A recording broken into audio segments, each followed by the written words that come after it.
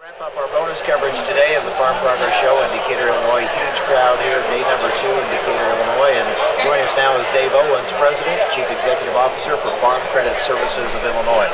This is quite a boost, really, for Central Illinois, especially, isn't it? Absolutely. If you've been to this show, it's the biggest agriculture event of the year.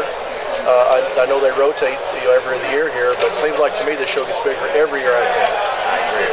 Now, let's talk about a number of different things. But the one thing that in fact, I had this conversation with someone here at the show this morning. How much higher will land prices go? I mean, do we know?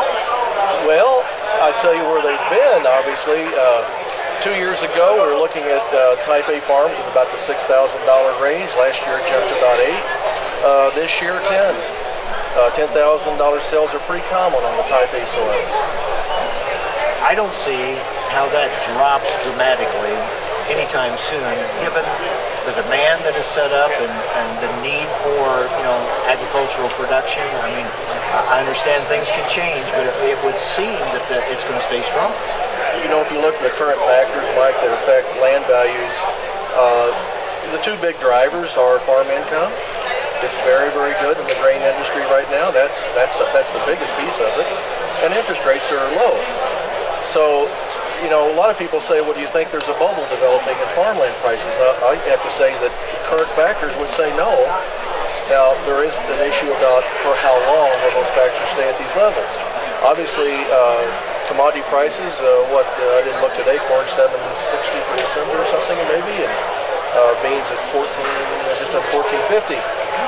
And then the input costs are down from what they were a couple of years ago. So profitability right now for grain operations is very good. And the interest rates, of course, are extremely low. Those two things are the primary things driving the value of land from the economic standpoint. And then you mentioned demand. Land turnover, we monitor that regularly. Land turnover is now less than 1%. That's very, very low. That's probably normal year would be 3 or 4 times that. The demand is coming from farmers. There's still some investors in the market. You wouldn't think that they would be, but they are, because alternate investments are like nothing. There has been good appreciation in farmland values, and of course farmland comes with an instant cash flow. So we're pleased, though, that most of the farms are being bought by farmers. They intend to take the property into their business. They don't intend to flip it soon. They're going to keep it for a lifetime. And so what they pay for it can get to be pretty expensive, but of course most of them are not very highly leveraged, and they take that farmland and mix it with the other acreage they have, and they end up with a pretty fair deal, and then they have control of the land because the cash rent situations are not in control. Well, we keep hearing that from people like you that are very close to the situation. That's good to hear. The other question is, and we realize there's a difference between the situation for grain farmers and livestock producers. Oh, yes. Two whole different worlds. But if you look at the grain side of it and the incomes that are there and the improvement that we've seen there, the question is, what are they doing with that money?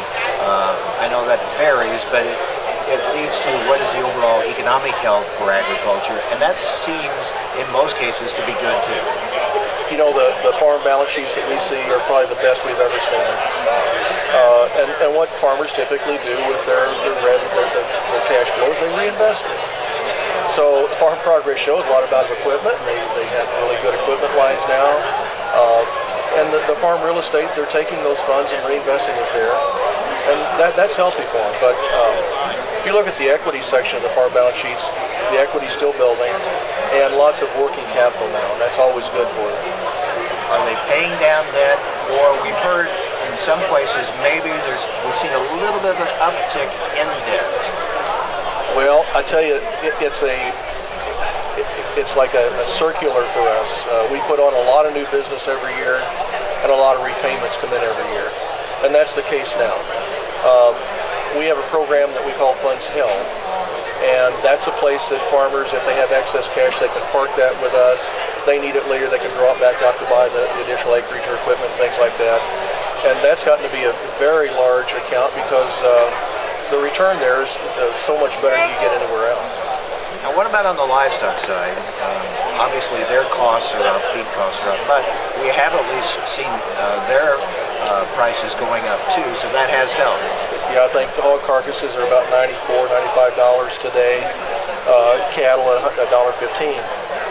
the hog operations 2 years ago went through a couple of years of some really, really bad times. A lot of equity got burned. They are now in a position to make some money, try to regain some of that, although it's very thin. And of course, a lot of them contract for their inputs.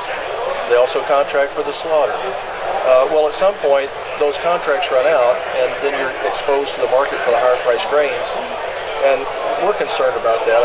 $94 is a good price for hogs, but if the inputs keep going up, they'll get squeezed. What is your suggestion, livestock or grain farmer? What's the best advice you can give them as far as the relationship with you as a lender? What do they need to be doing? What do they need to be bringing to the table to make sure that it's a good relationship? I can't speak for the banking industry as a whole, but Farm Credit is a very unique lender. It starts with, we're a cooperative, and so every person that borrows money and views services from Farm Credit is an owner. The other thing that we do is we only do agriculture. We don't lend for cars or houses in town or any commercial businesses like that. So what we do, our loan officers are from farm backgrounds. We like to go to the farm instead of them coming to our office. We get to know them personally, get to know about what their plans and their dreams are for their farm and for their family. And by doing so, we become a pretty close partner with them. The things we want are the things that everybody else wants in lending. We want them to have at least a controlling interest in their farm, like at least 50% ownership. And all of them are pretty much there today. We value the relationship with them. And some people say, well, if you get too close, that could be, business things get away. But we don't think that's the case at all. The more you know your customer and their plans and what they're intending to do, I think the better it gets. Good to see you. Okay, thank you. That's Dave Owens.